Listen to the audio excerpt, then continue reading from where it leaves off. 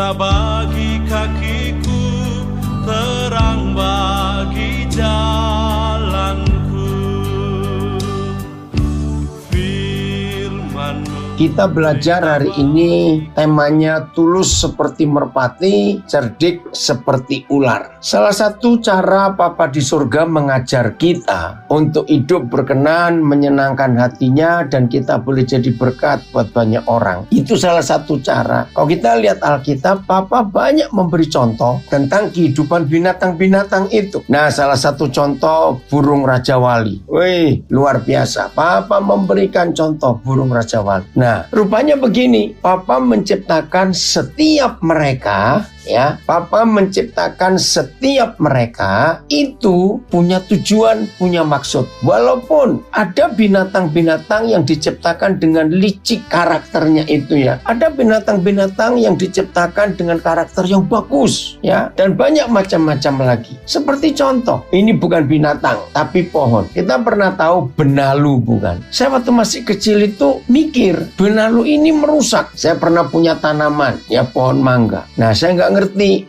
kok jadi rimbun itu daunnya. Nah, terus diberitahu oleh beberapa orang, itu bukan pohon, itu justru jahat, dia merusak. Nah, karena masih kecil saya nggak ngerti. Nah, tapi di situ saya belajar. Ya dibiarkan, akhirnya mati pohon mangga itu karena dia menyerap semua yang baik dari pohon yang mereka tumpangi. Nah, dalam bahasa kesehatan itu namanya parasit. Saudara, kalau kita melihat fakta ini, ternyata Papa kita mengajar kita itu sebetulnya mudah. Nah, segala sesuatu yang mudah itu jadi sulit ketika dijadikan sebuah ilmu atau logi atau logika. Nah, itu mulai jadi keributan yang luar biasa. Oke, kita nggak bahas itu. Nah, kalau hari ini kita belajar tentang kecerdikan ular dan ketulusan merpati, dan memang begitu pesan Tuhan Yesus kepada kita. Di tengah-tengah kehidupan dunia yang jahat dan serba penuh kemunafikan, di tengah-tengah kehidupan dunia yang menurut Paulus, ya, Rasul Paulus itu satu-satunya manusia di dunia yang memberitahukan kita bagaimana kondisi manusia pada akhir zaman. Tidak ada orang yang menulis itu kecuali Paulus. Nah, dalam situasi akhir zaman yang kacau seperti ini, saudara, ternyata kita harus belajar dari beberapa cara hidup binatang-binatang itu, karena memang luar biasa. Tuhan menciptakan mereka untuk jadi contoh, jadi gambaran dalam kehidupan kita. Lalu kita memilih, kita mau memilih yang karakter binatang apa, dan itu sungguh-sungguh luar biasa. Anak kecil pun ngerti. Oke, sebelum kita lihat tentang mereka, kita lihat tentang kita dulu. Di akhir zaman ini bagaimana rata-rata kehidupan manusia. 2 Timotius 3, ya, mulai ayat 1. 2 Timotius 3, nggak banyak, kita baca 2 ayat dulu. 2 Timotius 3 mulai ayat 1. 2 Timotius 3 ayat 1. Oke, kita baca 2 Timotius 3 ayat 1.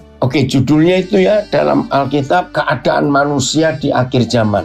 Sekarang kita baca beberapa terjemahan ini. Ketahuilah bahwa pada hari-hari terakhir akan datang masa yang sukar. Berapa terjemahan yang lain? AYT. Perhatikanlah bahwa pada hari-hari terakhir masa-masa kesukaran akan datang. Saudara, memang sebelum hari-hari ini pun masa sudah begitu sukar. Tapi menurut firman Tuhan ini makin hari makin sukar, makin sulit. Perhatikanlah, pada akhir zaman akan datang kelak suatu masa yang sukar. Ingatlah, pada hari-hari terakhir akan ada banyak kesusahan. TSI, anakku, hendaklah kita menyadari bahwa pada masa terakhir dari zaman ini kita pasti akan mengalami banyak kesulitan. Nah, saya mau baca lagi TSI-nya, terjemahan sederhana Indonesia. Anakku, hendaklah kita menyadari bahwa pada masa terakhir dari zaman ini kita pasti akan mengalami banyak kesulitan. Nah, hebatnya binatang, kalau mereka mengalami kesulitan, ternyata karakter mereka beda dengan karakter kita. Saudara, dengan fakta, ya, kita sering melihat kehidupan binatang. Apalagi di masa-masa sekarang ini ada channel khusus di TV. Maka itu saya pesan kepada papa mama yang mau mendidik anak-anaknya untuk takut Tuhan, tidak dengan pakai Alkitab. Selalu ajak anak-anak nonton channel-channel khusus yang bicara tentang kehidupan binatang. Ada di TV, kita harus milih. Nah, dalam masa kesulitan di dunia binatang itu ternyata beda karakter manusia kalau manusia mengalami kesulitan. Saudara lihat fakta yang ada. Rata-rata binatang-binatang itu bisa saling menolong, saling mengingatkan. Itu luar biasa. Maaf, saya nggak bisa memperinci satu persatu, tapi kita tahu. Tapi anehnya kalau manusia, sekelompok manusia sedang menghadapi kesulitan, masa yang sukar, masa yang sulit, maaf loh, rata-rata manusia itu egois. Betul atau tidak, saudara? Hanya mementingkan dirinya, keluarganya, dan kelompoknya sendiri. Itu manusia. Dan bedanya dengan binatang di sini. Kalau binatang itu bisa kompak, bisa saling menolong. Hebat sekali. Bahkan dalam banyak hal, karakter binatang itu luar biasa. Sampai satu saat ada orang tersinggung karena saya ngajarnya begini. Ya, udahlah, daripada kita ribut terus begini, ayo kita belajar dari mereka. Gimana cara kita belajar dari mereka? Ayo kita hidup dengan mereka. Kalau perlu masuk kandang mereka untuk belajar. Karena karakter mereka itu luar biasa. Waktu ada kesulitan. Pernah nggak saudara menyadari? Binatang-binatang di hutan rata-rata itu punya kepekaan. Punya suatu alarm yang Tuhan ciptakan di hidup mereka. Burung dan binatang-binatang lain di hutan. Itu pasti adalah makhluk hidup yang pertama yang tahu datangnya gempa. Hebat nggak mereka? Mereka nggak sekolah, mereka nggak berpendidikan. Saudara bisa bayangkan, maka itu gempa belum datang, binatang itu sudah panik duluan. Mereka tahu. Nah, itu naluri yang Tuhan ciptakan kepada mereka. Manusia dengan kepandaiannya, dengan teknologi yang hebat pun, sampai hari ini ramalan cuaca bisa dipelajari. Kapan datang badai, kapan datang hujan, ada teorinya, sudah ada teknologinya. Tapi gempa itu tidak pernah bisa ditemukan alatnya oleh manusia sampai hari ini. Nggak ada. Binatang itu bisa tahu. Nah, ketika mereka merasa bahwa gempa akan datang, mereka itu saling memperingatkan loh sesama mereka dengan kode-kode tertentu. Dan itu luar biasa. Saudara lihat kisah tentang ikan-ikan tertentu, biasanya lumba-lumba di laut. Hebat, paus. Mereka itu bisa memberi kode sesama mereka dengan jarak kilometer, puluhan kilometer. Ada nada-nada tertentu yang mereka bunyikan dengan frekuensi tertentu. Aduh, kalau kita melihat kehidupan dunia binatang itu, kita ini kagum. Maka itu berapa kali kalau saya diminta untuk memberi seminar tentang kepemimpinan, saya selalu mulai dengan pertanyaan ini. Ada satu pertanyaan, jawabannya dua, tergantung faktanya. Begini, dalam dunia binatang dan dunia manusia, seharusnya siapa yang perlu pemimpin? Ya, jawabannya ada dua. Satu secara logika, dua secara fakta. Nah, hebatnya saudara, secara logika kita, pasti semua kita berkata bahwa binatanglah yang perlu pemimpin, karena kita anggap mereka bodoh. Tapi faktanya, sampai hari ini dan sampai ayam tumbuh gigi, tidak pernah ada pilkada di dunia binatang. Ayo ngaku, betul tidak? Nggak ada pilkada di dunia binatang. Di dunia manusia ada pemilihan pemimpin-pemimpin. Milih-milih sendiri, ribut-ribut sendiri. Nah, berarti, maaf loh saya berkata, manusia itu lebih bodoh dari binatang.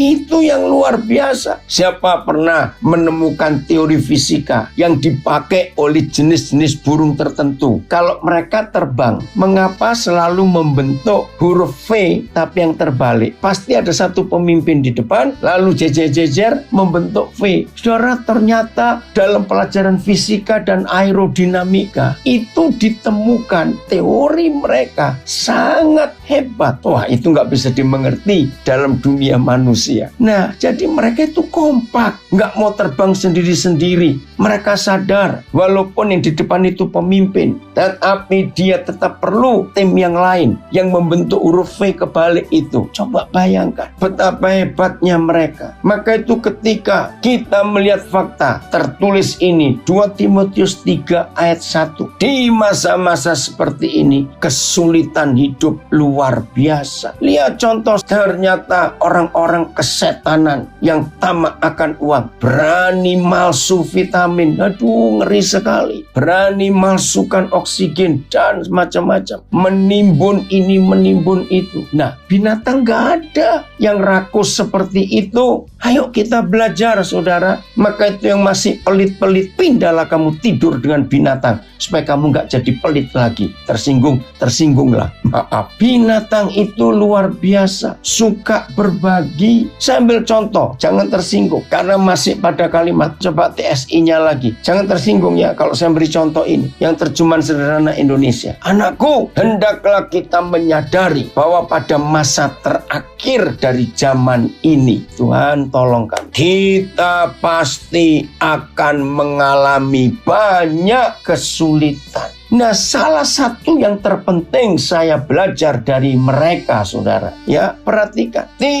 hampir tidak ada binatang, ya, hampir tidak ada binatang yang kalau sudah kenyang beri makan lagi, hadirkan makanan di depan mereka kalau sudah kenyang. Saudara percaya mereka nggak akan makan, dan mereka juga tidak pernah bawa kantong kresek untuk nyimpan makanan itu. Maaf loh, jangan tersinggung. Betul tidak? Tapi kalau manusia, waduh, saudara maafkan saya cerita ini. Tidak sedikit ada fakta orang diundang pesta bawa kantong kresek. Maaf lu ya. Lah binatang itu nggak pernah begitu. Kalau sudah makan kenyang, tunjukkan makanan lagi yang mereka suka sekalipun. Percayalah mereka nggak akan makan. Saudara, maka itu dalam banyak hal, ayo kita belajar dari mereka. Walaupun sesama mereka saling memakan.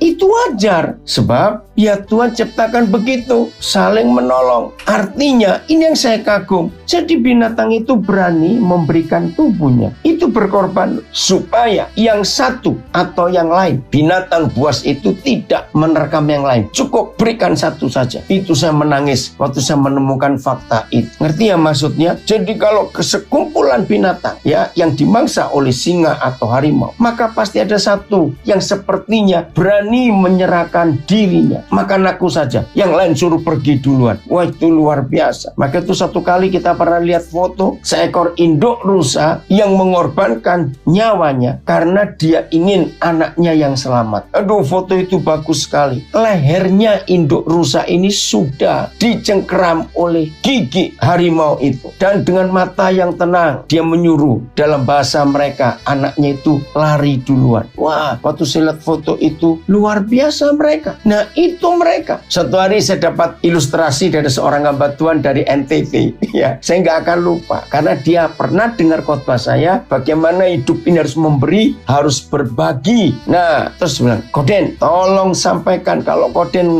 ngajar atau khotbah di mana saja. Tentang apa itu? Wih, ini hebat sekali. Oh, saya akan baca komen dari Makassar ini. Binatang tidak ada pemimpinnya, tapi teratur pola hidupnya. Bentar. Saling peduli, baku sayang-sayang. Malu jadi manusia. Sudah diingatkan, sudah dinasihati, masih juga bebal. Malah menghakimi kembali. Ya, selalu melihat latar belakang seseorang. Betul. Maka itu kita harus bertobat untuk ini. Nah, ilustrasinya begini. Apa itu saya tanya? Coba jawab. Ini termasuk kita semua di sini. Antara harimau dengan sapi, siapa yang dilindungi oleh peraturan hukum dunia ini supaya tidak punah? Jawabannya ya harimau yang dilindungi. Ada hukumnya, ada peraturannya. Nah, sapi itu nggak pernah dilindungi. Nah, pertanyaan kedua, antara yang dilindungi dan yang tidak dilindungi, siapa yang dagingnya dimakan manusia? Saya masih mikir, maksudnya apa sih? Ya jelas sapi yang dimakan tiap hari. Saudara bisa bayangkan loh, manusia sedunia yang jumlahnya 7 miliar ini, kira-kira berapa juta ekor sapi sehari yang disembelih, dimakan oleh manusia. Nah, harimau itu nggak pernah ada yang makan. Nah, pertanyaan terakhir, saya tertawa tapi saya terima ilustrasi itu. Yang dilindungi atau yang dimakan tiap hari, yang tetap eksis dan yang punah. Oh, saya tahu. Nah, jadi Koden, ini Abatan NTT ini betul. Kalau Koden bicara tentang orang pelit, bicarakan ini. Jadi harimau yang dilindungi tapi hidupnya nggak pernah berbagi, itu yang punah. Maka itu generasi pelit di antara kita cepat punah kamu kalau hidupmu nggak mau berbagi. Betul tidak? Itu ilustrasi luar biasa tentang binatang itu. Maka itu siap-siap orang pelit, nanti kamu tinggal nama saja. Karena hidup nggak pernah berguna buat yang lain. Lalu pas kami lagi kumpul-kumpul, ada yang nyeletuk. Betul juga, sapi itu semuanya berguna. Maaf, sampai tainya pun berguna. Maaf ya, maaf. Semua, kulitnya berguna, wah semua. Hebat sekali. Nah, ini ada istilah ini kalau orang Sulawesi ya pasti tahu. Orang Sulawesi Selatan itu kan makannya tulang-tulangnya, konronya itu. Ya dibuat konro, tulang sapi. Tapi begitu naik ke Sulawesi Tengah, ada masakan namanya kaledo. Itu makan tulang-tulang juga. Sapi itu luar biasa. Semua hidupnya dibagi, saudara. Maka itu jangan pelit ya. Kalau pelit, awas. Kita akan punah nanti itu. Nah, inilah dunia mereka. Jadi di akhir zaman ini, biarlah kita hidup seperti yang Tuhan inginkan. Ya, kalau kita sulit, misalnya, mengerti Alkitab, karena begitu banyak ilustrasi kiasan macam-macam. Percayalah, Roh Kudus akan mengajar kita. Nah, dari dunia binatang kita bisa belajar. Mereka itu luar biasa dalam cara hidup. Jadi saudara, mulai hari ini belajar dari mereka. Ketaatan mereka, ketidakegoisan mereka, ketidakpelitan mereka, kemurahan hati mereka, semuanya. Nah, itulah dunia mereka. Jadi harus malu ya kita. Kalau nggak sepandai mereka, kita harus malu. Oke, kita lanjutkan. Nah, mengapa Tuhan Yesus memberikan kita contoh? Supaya kita tulus seperti merpati, tapi cerdik seperti ular. Kenapa dia tidak memberi contoh yang lain? Nah, saya mau baca dulu satu kalimat ini untuk kecerdikan ular. Ya, Efesus pasal yang ke-6, ya, kitab Efesus pasal yang ke-6, supaya kita tidak salah di dalam menjalankan hidup kita. Cerdik seperti ular. Efesus pasal yang ke-6. Ntar saya lihat ayat yang ke-11. Ayat 11. Kenakanlah seluruh perlengkapan senjata Tuhan supaya kamu dapat bertahan melawan ini tipu muslihat iblis. Karena mereka itu cerdik, yang dalam kata lain licik, licin, maka kecerdikan ular itu muncul tipu muslihat. AYT, tipu daya. TL, semu daya. BIS, siasat-siasat yang licik dari iblis. TSI, dengan begitu kamu bisa menolak tipuan iblis. MELT, melawan rencana licik si iblis. Nah, ini yang kita hadapi. Maka itu Tuhan ciptakan mereka, lidahnya bercabang. Nah, semua manusia di dunia tahu lidah yang bercabang itu orang licik sekali. Bisa kelihatan baik di depan orang, ya, suka menyumbang, suka kalau orang itu duitnya banyak, tapi licik. Nah, ini yang kita harus hati-hati. Lidah bercabang, mulutnya nggak bisa dipercaya karena licik, itu penuh tipu muslihat. Nah, kita tinggalkan dulu. Kembali ke 2 Timotius 3 ayat 2. Waduh, ini mengerikan sikap manusia di akhir zaman itu. Nah, ternyata kita lihat contoh masa pandemik ini. Kelicikan manusia seperti ular itu terjadi. Betul? Menimbun barang-barang yang diperlukan oleh banyak orang. Maka itu sampai polisi pun kewalahan melihat kejahatan kelicikan manusia ini. Jadi hari ini saudara, kita belajar untuk mempercayai Tuhan. Firman-Nya ini luar biasa. Ayat 2 Timotius 3. Manusia akan mencintai dirinya sendiri. Saudara, terjemahan ini salah. Nanti kita lihat terjemahan yang lain. Dan menjadi hamba uang.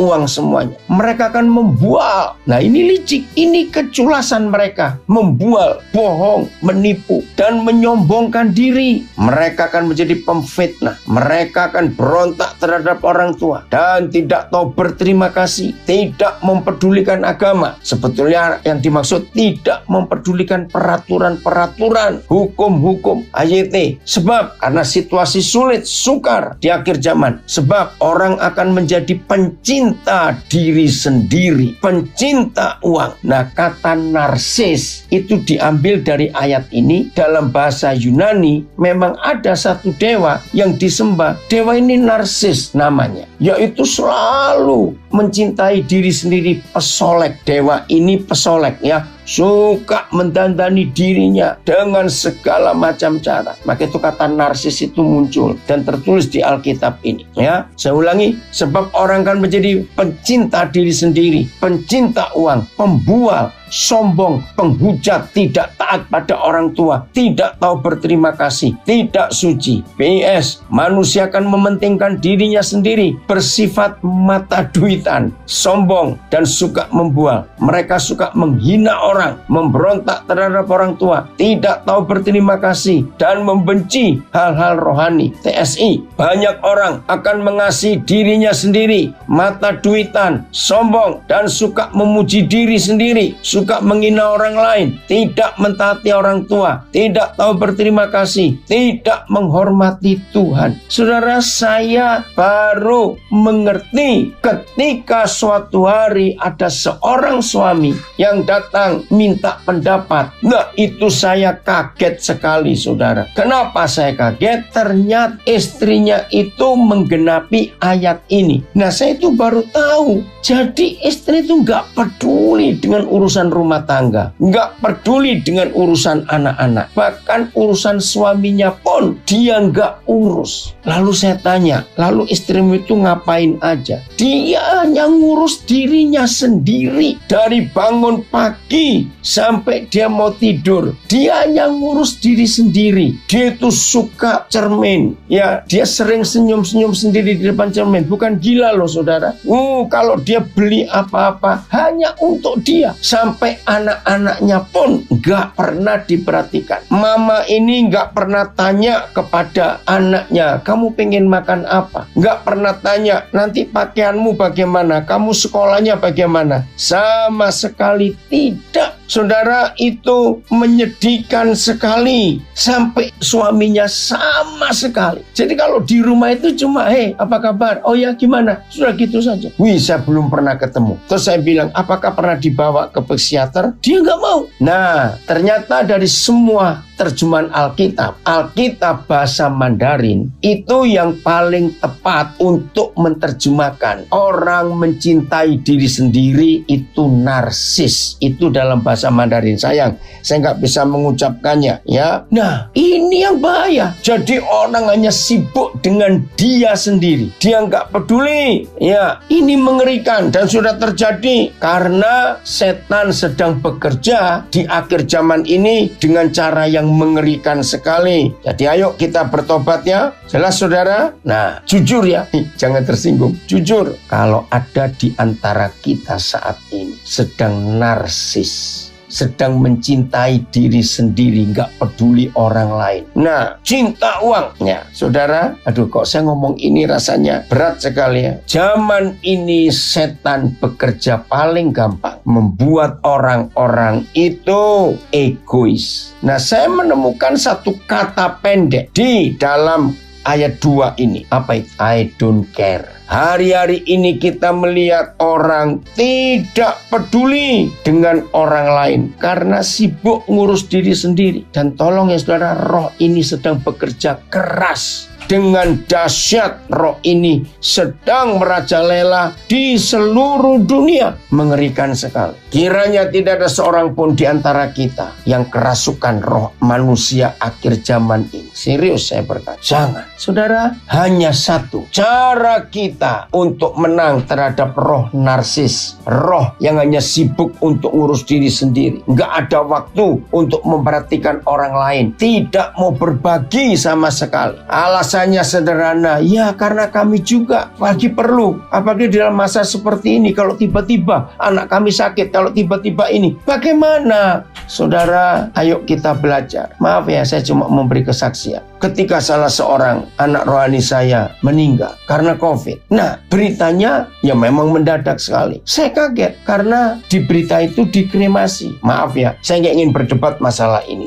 Oh ya? Terus saya telepon. Ya, jawabannya ya kurang jelas. Tapi hati saya diberitahu Roh Kudus. Ini pasti masalah biaya. Ya, memang saudara, maaf ya maaf. Kremasi dengan pemakaman bedanya jauh soal pembayaran itu. Dan itu sudah tengah malam, sudah hampir jam 12. Terus saya bilang, dengan cepat saya bertindak. Oke, bisa nggak kalian telepon ke bagian pemakaman? Nah, kebetulan saya kenal juga. Bisa nggak? Karena cuma hitungan jam. Itu sudah tengah malam dan harus dimakamkan besok. Coba kamu telepon. Hanya dalam hitungan jam. Luar biasa, pihak pemakaman mau merubah dari kremasi ke pemakaman. Tapi biayanya, waduh, begitu saya mendengar angkanya itu, saya langsung minta hikmat kepada Tuhan. Bagaimana caranya dalam waktu mendadak begini ada uang sekian banyak? Saudara, bersyukur kepada Tuhan. Tuhan beri saya banyak kenalan, banyak anak. Nah, tapi jam segitu hampir semua yang saya telepon sudah pada tidur. Saya minta, ayo tolong kita saling berbagi. Ya, saya bilang pinjam. Luar biasa saudara. Dalam waktu yang cukup singkat terkumpullah uang itu. Sudah senang semuanya. Tapi begitu saya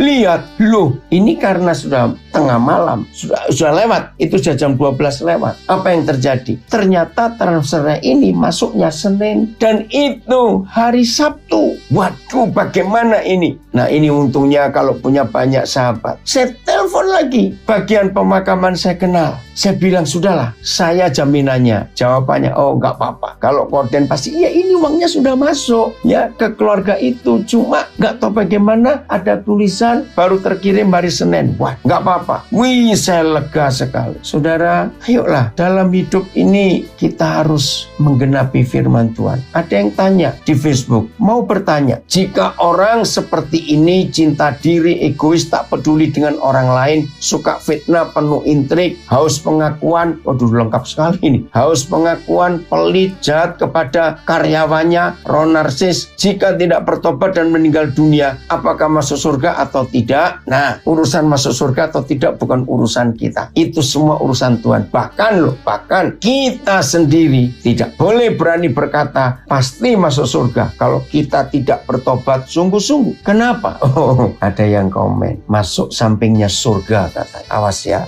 Nah, maaf. Kita lihat ayat satu lagi ya untuk menjawab pertanyaan ini supaya kita juga nggak sombong. 2 Korintus 5 ayat 10 ya. Jadi nggak semua kita, bahkan termasuk saya, kami hamba-hamba Tuhan, jangan sombong. Nah, memang jaminannya barang siapa percaya Tuhan Yesus pasti ya, tapi kita harus lihat ini. Sebab kita semua harus menghadap takhta pengadilan Kristus. Semua, nggak peduli pendeta, majelis, penginjil, pendoa syafaat, WL, penyanyi, pemusik, guru soal minggu, nggak. Lihat ini, supaya setiap orang memperoleh apa yang patut diterimanya sesuai dengan yang dilakukannya dalam hidupnya ini, baik ataupun jahat. TSI, karena kita semua pasti akan berdiri di hadapan takhta pengadilan Kristus, di mana kita akan menerima balasan setimpal dengan apa yang kita perbuat selama kita ada di dalam tubuh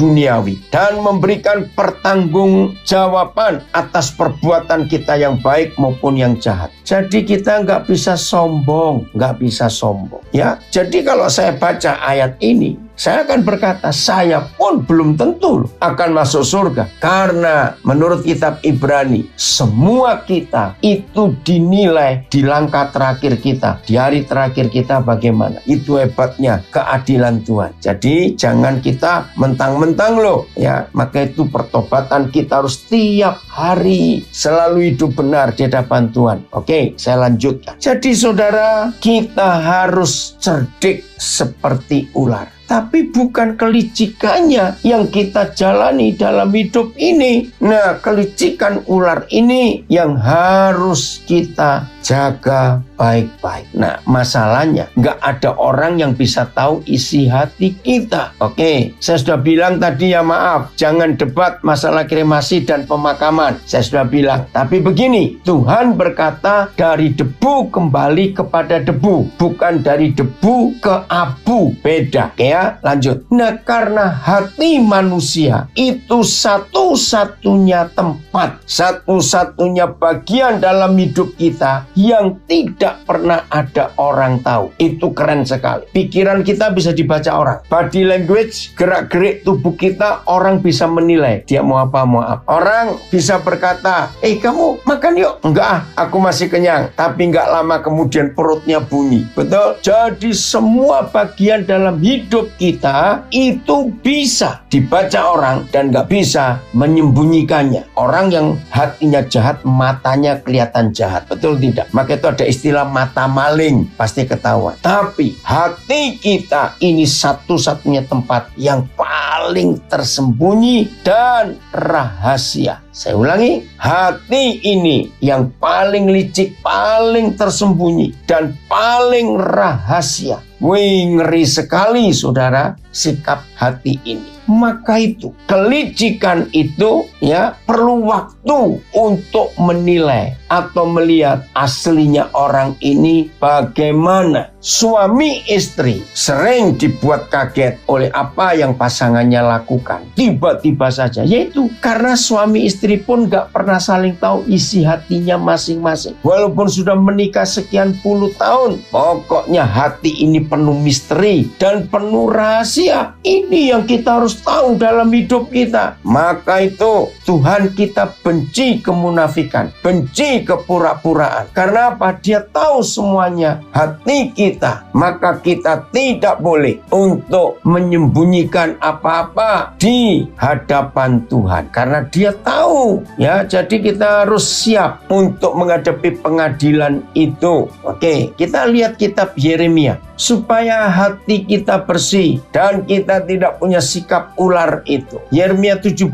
ayat yang ke-9. Ya, Yeremia 17 ayat yang ke-9. Kita lihat ayat ini. Roh Kudus tolong kami supaya hidup kami benar di hadapan Tuhan. Ya, Yeremia pasal 17 ayat 9. Oke, berapa terjemahan itu ya? Tuhan tolong kami supaya kami hidup berkenan kepadamu. Betapa liciknya hati. Licik, ada kata itu lagi ya. Betapa liciknya hati. Lebih licik, daripada segala sesuatu ya. Lebih licik daripada segala sesuatu. Jadi apa saja, hati ini yang paling licik, menakutkan sekali ya. Untuk itu kita harus segera memeriksa untuk pertobatan kita. Jadi Tuhan tolong kami supaya kami hidup benar. Lebih licik daripada apapun juga. Maka itu ayo kita sekarang periksa hati kita ya, supaya kebenaran Tuhan ini nyata dalam hidup kita. Oh Tuhan tolong kami supaya kami benar di hadapan Tuhan ya. Kalau tidak saudara, betapa mengerikan ya hidup ini kalau kita tidak mau bertobat dengan sungguh-sungguh. Ayo hari ini kita ambil putusan, bersihkan hati ini. Hatinya sudah membatu, siapakah yang dapat mengetahuinya? Hati itu licik, melebihi segala sesuatu dan benar-benar parah. Wih, ini terjemahan BS. Siapakah yang dapat memahaminya? BS, hati manusia tak dapat diduga, paling licik dari segala-galanya dan terlalu parah penyakitnya. FIA, hati manusia lebih licik daripada segala sesuatu dan jahatnya. Terjemahan FIA ini ngeri. Dan jahatnya tidak kepalang. Siapakah yang dapat memahaminya? Itu hati. Maka itu saudara, kelakuan karakter ular jangan ada di hidup kita. Tapi kecerdikannya itu yang kita harus pelajari. hati itu tempat di mana setan bisa bekerja. Saya ulangi, hati itu tempat di mana setan bisa bekerja. Jadi kita harus mengerti apa yang kita masukkan, yang kita simpan di hati kita. Ya, jadi cerdiklah seperti ular, ya, supaya kita bisa survive, bisa selamat di zaman yang gila seperti ini. Cerdik. Nah, tapi hati kita harus tulus, ya, harus tulus. Kenapa seperti merpati? Nah, burung ini Tuhan ciptakan luar biasa dan sudah menjadi cerita umum. Merpati ini salah satu saja dari sedikit jenis burung yang setia. Betul tidak? Merpati ini salah satu saja dari sedikit jenis burung yang setia kepada pasangannya. Jadi merpati ini nggak pernah poligami, nggak pernah, ya. Hanya pasangan satu seumur hidup dan mereka luar biasa dalam memperlakukan pasangannya itu. Hebat sekali burung ini. Maka itu merpati dijadikan simbol perdamaian oleh dunia. Ya, oke. Nah, saudara, kalau kita lihat dari sikap mereka, aduh, luar biasa. Oh, saudara, kalau Tuhan memberikan dua contoh binatang ini, tulus seperti merpati, cerdik seperti ular, ayo kita ambil supaya kita tidak salah dalam menyelesaikan pekerjaan Tuhan dan tugas-tugas kita selama kita hidup. Tulus. Bagaimana sih bisa tulus? Ternyata rahasia untuk bisa tulus itu bukan doa puasa, bukan rajin baca Alkitab. Oh, ini itu tidak. Tolong dicatat. Orang itu bisa tulus kalau orang itu punya rasa cukup di hidupnya. Sederhana, orang yang tidak pernah merasa cukup, dia pasti licik. Catat ini baik-baik. Ya, ini yang kita harus perhatikan. Jadi kalau ada di antara kita tidak pernah bisa berkata cukup dalam hidup ini, maka 2 Timotius 3 ayat 2 terjadi di hidup orang itu. Jadi tulus itu hanya bisa terjadi, saya ulangi, kalau setiap kita bisa berkata cukup. Maka itu ketika kita bisa berkata cukup dan kita dapat lebih, pasti kita bisa berbagi. Saya ulangi, kalau kita bisa berkata cukup dalam hidup ini, begitu kita dapat lebih, pasti kita bisa berbagi. Betul tidak? Tapi orang yang gak bisa berkata cukup, sudah punya banyak pun sulit untuk berbagi karena dia takut kekurangan. Kalau tiba-tiba ada orang tidak pernah rasa cukup, selalu mengawasi orang lain dapat banyak atau sedikit, betul, karena iri. Itu wajar. Selalu noleh ke orang lain, kok dia bisa begitu, kok dia bisa begitu. Nah, maka itu saudara, dalam hidup ini kita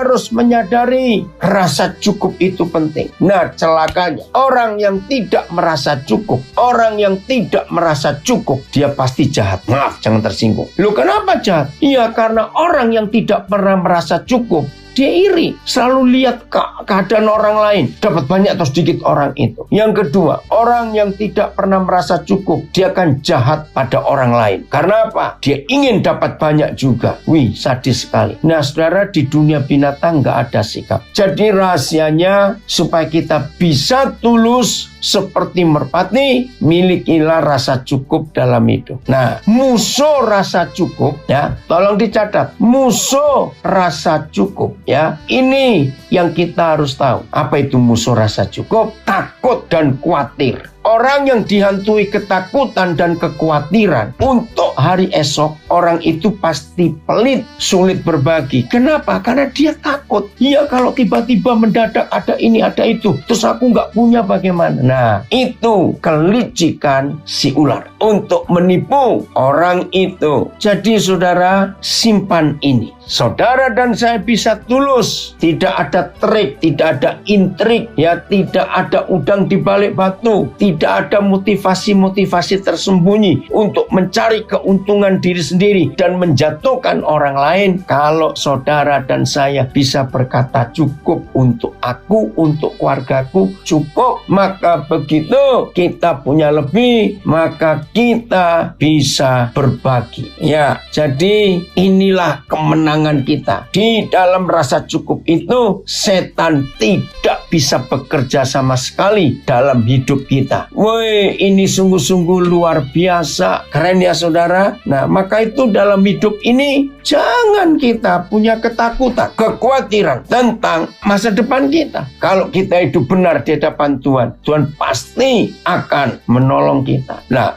pasti ada yang tanya di sini. Nah, tapi kalau nabung boleh, kenapa tidak? Nah, tapi ini masalahnya. Semua yang kita tabung itu kan untuk sesuatu yang belum sampai. Betul tidak? Ya kita tabung. Nah, ketika tabungan ini belum terpakai untuk tujuan kita nabung, ya kalau ada yang perlu, ayo kita berbagi. Apalagi zaman sekarang, nggak perlu kerja di kantor, nggak perlu jam sekian, nggak perlu jam segitu. Loh kenapa? Karena zaman online. Tinggallah tidur, besok sudah masuk lagi, kita cek. Jadi kalau saudara nabung dan untuk tabungan itu belum tersampaikan, belum tercapai, contoh nabung untuk anak kuliah, ya baik dan itu harus. Tapi pertanyaannya sekarang ini, kan anaknya belum kuliah, masih di SD atau SMP kok. Nah, ada yang perlu, ya nggak apa-apa, kita bagi. Nanti kita dapat lagi, tabung lagi, diisi lagi, begitu. Nah, tapi di sini harus cerdik. Jangan saudara dibodohi oleh orang-orang yang hanya mau memanfaatkan atau orang-orang malas. Nah, itu kita harus, ya, kita pisahkan orang malas dan orang menggunakan mencari kesempatan, ya, memanfaatkan orang. Itu harus kita bedakan. Loh serius, orang pelit itu paling celaka saudara di dunia ini. Nah, maka itu kalau kita hidup benar di hadapan Tuhan, luar biasa kemuliaan Tuhan itu. Jadi saudara, penting sekali kita belajar. Lukas 16 ayat 9. Oh maaf, bukan ayat 9 ya. Tuhan Yesus pernah berkata begini, ayat 8 ya, Lukas 16 ayat 8. Tuhan Yesus pernah berkata ya, lihat Lukas 16 ayat 8. Lalu Tuhan itu memuji bendahara yang tidak jujur itu karena ia telah bertindak dengan cerdik, sebab anak-anak dunia ini lebih cerdik terhadap sesamanya daripada anak-anak terang. Terjemahan yang lain. Kemudian orang kaya itu memuji kepala pelayan yang tidak jujur itu karena ia bertindak dengan cerdik, sebab anak-anak dunia ini lebih cerdik dalam berurusan dengan sesamanya daripada anak-anak terang. PS. Maka majikan dari pegawai keuangan yang tidak jujur itu memuji pegawainya itu karena tindakannya yang cerdik itu, sebab orang-orang dunia ini lebih cerdik mengatur urusan mereka daripada orang-orang yang hidup dalam terang. Nah, mulai jelas terjemahnya. Memang kalau kita melihat perbedaan orang-orang dunia dengan kita anak-anak terang, beda. Maaf kalau ada yang tidak setuju, saya beri contoh ini. Saudara lihat itu aliran Seji, ya, salah satu aliran Buddha yang didirikan di Taipei, luar biasa. Mereka dalam berkorban, walaupun dengan motivasi yang lain-lain, itu bukan urusan kita. Tapi dalam di semua bencana alam yang ada di dunia loh, bukan cuma di Indonesia, bukan cuma di Taiwan, Seji ini selalu hadir. Wih, luar biasa. Rumah sakit mereka selalu menerima orang, siapa saja yang datang. Oh, ini yang kita harus contoh. Jadi mereka itu lebih cerdik, ya. TSI, saya lanjutkan. Lalu ketika orang kaya itu mengetahui tindakan bendaharanya yang tidak jujur itu, dia berkata, wah, cerdik juga dia ya. Lalu Yesus menjelaskan kepada murid-muridnya, memang biasanya orang-orang yang hidupnya hanya memikirkan dunia ini lebih cerdik mengurus masalah duniawi daripada orang-orang yang sudah menjadi warga negara kerajaan terang, yaitu kerajaan Tuhan. Nah, ini perbedaannya. Maka itu kita harus tahu. Sebentar, ini ada pertanyaan. Bagaimana kalau kita menabung untuk keperluan yang belum sampai, lalu kita berikan dulu untuk orang yang membutuhkan, dan akhirnya saat keperluan kita datang, akhirnya kita kelimpungan dan jadi batu sandungan bagi keluarga kita. Saya pernah alami hal ini. Nah, ini artinya kita tidak cerdik menggunakan uang itu. Jadi harus cerdik. baik seperti ular. Ya, saya percaya kalau kita cerdik, tidak sembarangan dalam menolong orang, maka itu kriterianya tadi. Orang malas dan suka memanfaatkan, ya katakan maaf ya, saya nggak bisa menolong. Maka bagi yang bertanya ini, kalau saudara dan saya melakukan semuanya dengan ketulusan dan minta hikmat Roh Kudus, pasti kita nggak akan sampai kelimpungan. Kalau sampai ada masalah-masalah yang mendadak dalam hidup kita. Ya, ada yang tanya atau komen coba. Sama keluarga sendiri dan saudara seiman pelitnya minta ampun. Oh Tuhan, ini saya harus baca ini. Sama keluarga sendiri dan saudara seiman pelitnya minta ampun. Tapi kalau gembalanya butuh untuk pelayanan, selalu memberi. Itu bagaimana? Apa termasuk yang harus didoakan? Ya, ini orang munafik. Saudara lihat, Tuhan Yesus pernah menegur di Markus pasal 7, ya, bahwa ada imam-imam ahli Taurat yang melarang umat untuk menolong keluarganya, tapi harus memberi persembahan untuk bait suci. Nah, jadi yang bertanya ini, ayo minta Roh Kudus menjamah orang seperti itu. Jadi jelas ya saudara, di akhir zaman ini kita harus betul-betul hidup mentaati firman Tuhan, ya, supaya kebenaran Tuhan dinyatakan lewat hidup kita. Maka itu jaga hati kita ya, kepada istri, suami, anak-anak, kepada Tuhan, semuanya kita lakukan yang tulus. Ya, tidak mencari keuntungan buat diri sendiri. Kita bisa berkata cukup cerdiklah dalam menjalankan segala sesuatu dalam hidup ini. Maka Tuhan akan menyatakan kuasanya dalam kehidupan kita. Ayo kita semua tulus seperti merpati dan berhikmat atau cerdik seperti ular. Tuhan Yesus memberkati kita semuanya. Haleluya. Firman-Mu pelita bagi kakiku,